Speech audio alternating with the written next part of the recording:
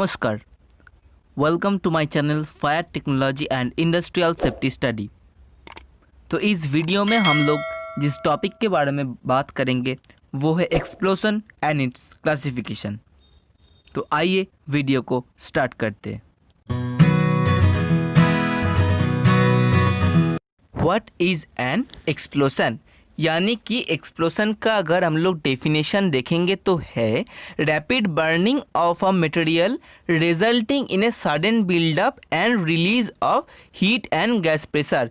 यानी कि एक्सप्लोजन एक मटेरियल का रैपिड बर्निंग है जहाँ से मेरा सडन बिल्डअप और रिलीज होता है हीट और गैस प्रेशर का, और इसको हम लोग बोल सकते हैं कि it's a sudden and violent release of energy.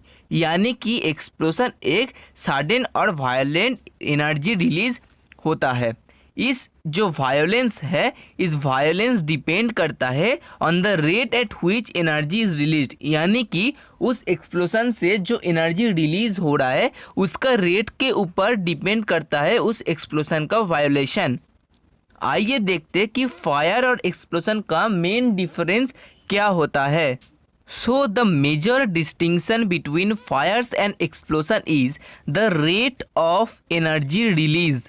यानी कि फायर और एक्सप्लोजन का जो मेन डिफरेंस है वो है फायर रिलीज एनर्जी स्लोली, यानी कि फायर में जो एनर्जी रिलीज होता है वो होता है स्लोली और एक्सप्लोजन रिलीज करता है rapidly energy.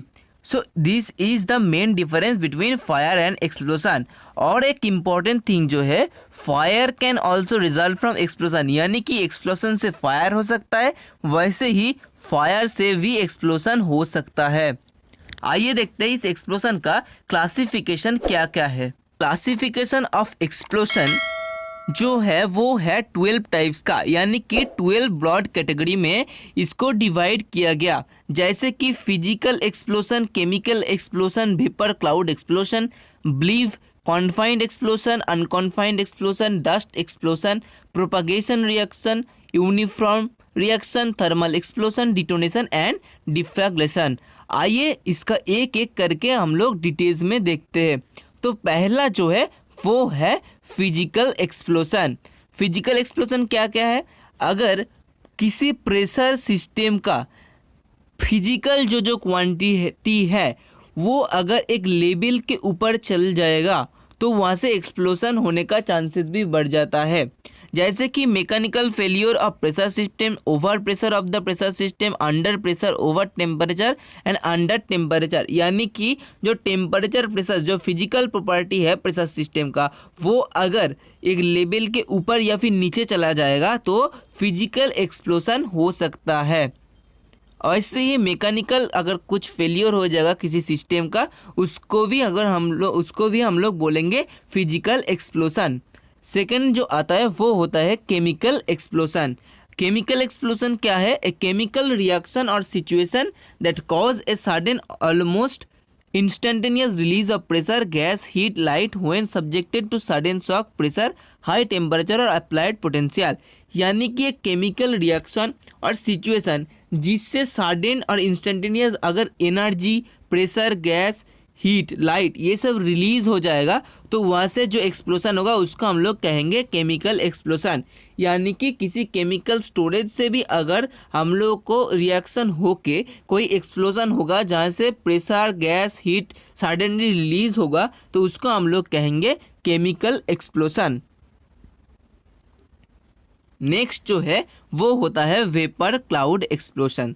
The explosion resulting from the ignition of a cloud of a flammable vapor, gas or mist in which flame speed accelerate to sufficiently high velocity to produce significant overpressure। यानी कि मान लीजिए कहीं पर भी अगर कोई storage of है लिक्विड का, वो लिक्विड अगर वेपर में कन्वर्ट हो गया या फिर कहीं फ्लेमेबल वेपर गैस कहीं पर भी स्टोरेज है, उसका अगर इग्निशन होगा एंड उस इग्निशन से जो फ्लेम उत्पन्न होगा उसका अगर स्पीड, उसका अगर सफिशिएंटली वेलोसिटी अगर ज़्यादा होगा तो वो ओवर प्रेशर प्रोड्यूस करेगा। उस ओवर प्रेशर से जो एक्सप्लोजन होगा उसको हम लोग कहते हैं कि वेपर क्लाउड एक्सप्लोजन। नेक्स्ट जो है boiling liquid expanding vapour explosion, इसके बारे में हम डिटेल्स में एक इम्पॉर्टेंट वीडियो लेके आएंगे क्योंकि ये बिलीव बहुत ही इम्पॉर्टेंट है केमिकल इंडस्ट्री में। तो उसको देखने के लिए प्लीज़ मेरा चैनल को सब्सक्राइब करें और बेल आइकन को प्रेस कर दे ताकि अगला जो वीडियो मैं लेते आऊँ वो आप लोग देख पाए। तो boiling liquid expanding vapour explosion is an explosion caused by the rupture of a vessel containing a pressurized liquid that has reached temperature above its boiling point। Close एक वेसल है, मान लीजिए उस वेसल में एक लिक्विड है जो store किया है उसका बॉइलिंग टेम्परेचर से नीचे, लेकिन उसका टेम्परेचर अबव बॉइलिंग पॉइंट चला गया। उस बॉइलिंग पॉइंट के चला जाने के बाद वो स्टार्ट हो जाएगा बॉयल होने के, और उसके वजह से जो बबल फॉर्म होगा या फिर जो वेपर फॉर्म होगा वो जो प्रेशर क्रिएट करेगा उस वेसल के वेसल कंटेनर में, उसके वजह से वो वेसल रप्चर होने का चांसेस बहुत ज़्यादा बढ़ जाता है। और उसी में अगर वो वेसल रप्चर हो जाएगी यानी कि एक्सप्लोसन हो जाएगा तो उसी वेसल एक्सप्लोसन का हम लोग बोलेंगे boiling liquid expanding vapour explosion. Next जो है कॉन्फाइंड एक्सप्लोसन। अब नाम सुनते ही आप लोग समझ पा रहे हो कि कॉन्फाइंड एक्सप्लोजन का मतलब यही है कि अगर कोई कॉन्फाइंड स्पेस में कोई एक्सप्लोजन होगा, जैसे कि एक रिएक्टर या फिर कोई एक्सप्लोसिव वेपर जो है कंटेनर में और वेसल में, उसमें अगर कोई कॉन्फाइंड स्पेस में किसी भी तरह का एक्सप्लोजन होगा तो उसको हम लोग कहेंगे कॉन्फाइंड एक्सप्लोजन। वैसे ही अनकॉन्फाइंड और ओपन एक्सप्लोजन किसको कहेंगे? अगर किसी ओपन एरिया में या फिर कोई अनकॉन्फाइंड एरिया में अगर कोई किसी तरह का एक्सप्लोजन होगा उसको हम लोग बोलेंगे अनकॉन्फाइंड एक्सप्लोजन। जैसे कि आप लोग देख पा रहे हो कि अगर कोई गैस स्पिल होके, फ्लेमेबल गैस स्पिल होके पाइपलाइन के माध्यम से स्पिल होके वहीं पर कहीं पर भी एक्सप्लोजन हो जाएगा तो उसको हम लोग कहेंगे ओपन और अनकॉन्फाइंड एक्सप्लोजन। डस्ट एक्सप्लोजन किसको कहेंगे?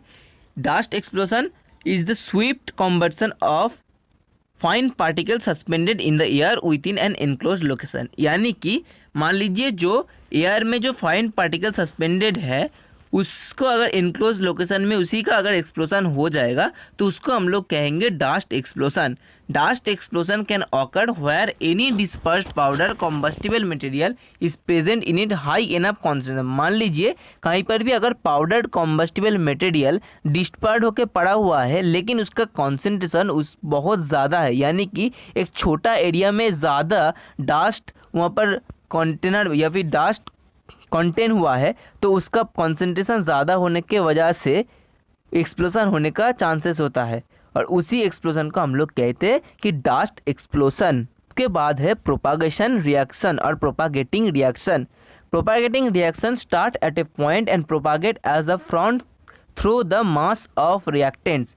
यानी कि प्रोपागेटिंग रिएक्शन एक केमिकल रिएक्शन होता है जो रिएक्शन के वजह से मास ऑफ द रिएक्टेंट अचानक बढ़ जाता है या फिर प्रोडक्ट का अचानक बढ़ जाता है, उसी के वजह से एक एक्सप्लोजन होता है जिसी को हम लोग कहते हैं कि प्रोपागेटिंग रिएक्शन।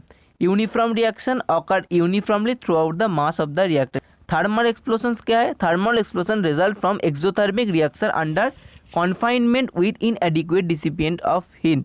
यानी कि एक्सोथर्मिक रिएक्शन में क्या होता है? Heat is generated from the system, यानी कि जो सिस्टम है, जो रिएक्शन है, उस सिस्टम से हीट जनरेट होता है।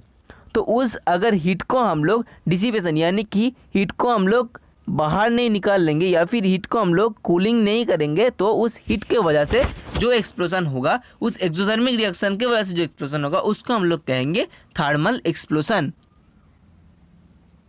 इसके बाद जो है वो है डिटोनेशन। डिटोनेशन क्या है? जो explosion in which the reaction front moves eight A speed greater than the speed of sound in the unreacted medium. यानी कि एक एक्सप्लोजन है जिसका मूव करने का स्पीड जो है वो साउंड का स्पीड से ज़्यादा है तो उसको हम लोग कहेंगे डिटोनेशन। जैसे कि एक्सट्रीमली हाई प्रेशर होगा, 10 बार से भी ज़्यादा होगा एक्सप्लोजन का, वेरी हाई फ्लेम स्पीड होगा और हाईली टर्ब्यूलेंट कन्वर्सन होगा। और डिफ्लैग्रेशन लास्ट है, वो क्या है? डिफ्लैग्रेशन होता है कि उसका जो रिएक्शन स्पीड है वो साउंड का स्पीड से बहुत लेस होता है। जैसे कि प्रेशर देखे थे डिटोनेशन में ग्रेटर देन 10 बार है, यहाँ पर अबाउट 10 बार और लेस देन 10 बार होता है। और combustion flame speed non parallel velocity होता है 0.5 से 1 मीटर पर सेकेंड, यानी कि जो एक्सप्लोजन का स्पीड है मूवेबल स्पीड वो होता है 0.5 से 1 metre per second. Deflagration are easier to control than detonation, obviously क्योंकि इसका मूवेबल स्पीड कम है, इसका प्रेशराइजेशन कम है, यानी कि एनर्जी रिलीज रेट भी कम है, तो इसको इजीली हम लोग कंट्रोल कर सकते हैं। तो ये था पूरा एक्सप्लोजन और उसका 12 ब्रॉड कैटेगरीज। इसमें कुछ कैटेगरी को लेके हम लोग सेपरेट वीडियो देखेंगे, क्योंकि ये बहुत इंपॉर्टेंट थिंग है केमिकल इंडस्ट्री में, जैसे कि ब्लीव। तो अगर ये सब वीडियो आप लोगों को अच्छा लग रहा है, इन्फॉर्मेटिव लग रहा है, तो प्लीज़ लाइक करें इस वीडियो को, सब्सक्राइब करें मेरा channel fire technology and industrial safety study, क्योंकि आप लोगों का स्मॉल सपोर्ट बहुत मैटर करता है ये सब वीडियो बनाने में। Thank you.